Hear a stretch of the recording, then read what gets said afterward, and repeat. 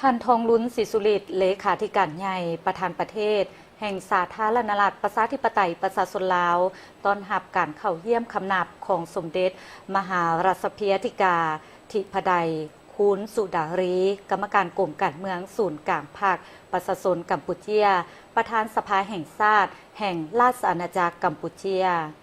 ที่สำนักงานประธานประเทศท่านทองลุ้นศรีสุฤทธิ์เลขาธิการใหญ่คณะบริหารงานศูนย์กลางภาคประชาชนปฏิบัติลาว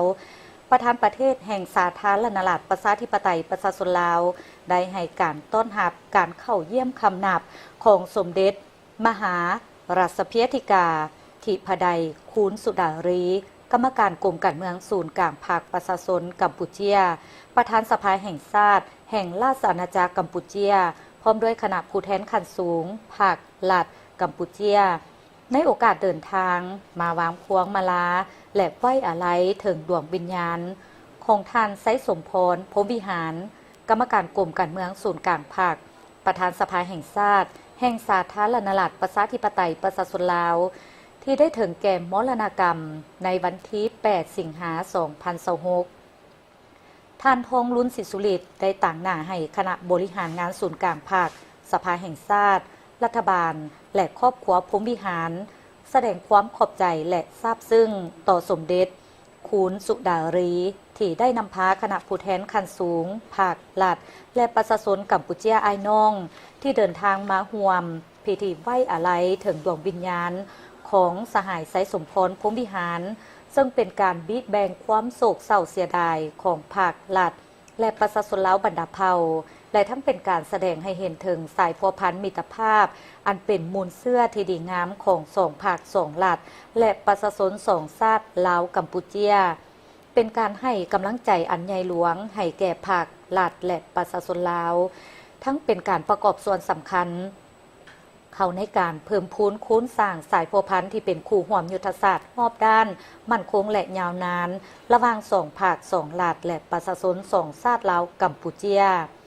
สมเด็จมหาราชพียธิกาธิปไตยคูณสุดารี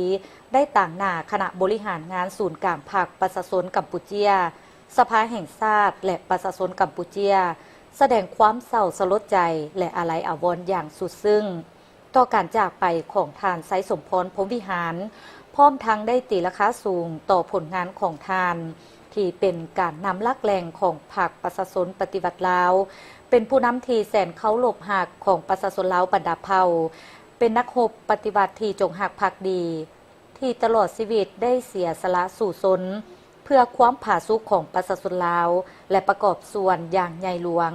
ในภารกิจปกปักรักษาและการพัฒนาประเทศสาธารณรัฐประชาธิปไตยประชาชนลาวการจากไปของท่านไซสมพรพรหมวิหารบ่เพียงแต่เป็นการสูญเสียอันใหญ่หลวงสำหรับภาครัฐประชาชนลาวและครอบครัวของท่านแต่หากยังเป็นการสูญเสียเพื่อนมิตรที่ดีของภาครัฐและประชาชนกัมพูเชียอีกด้วยภาครัฐและประชาชนกัมพูเชีย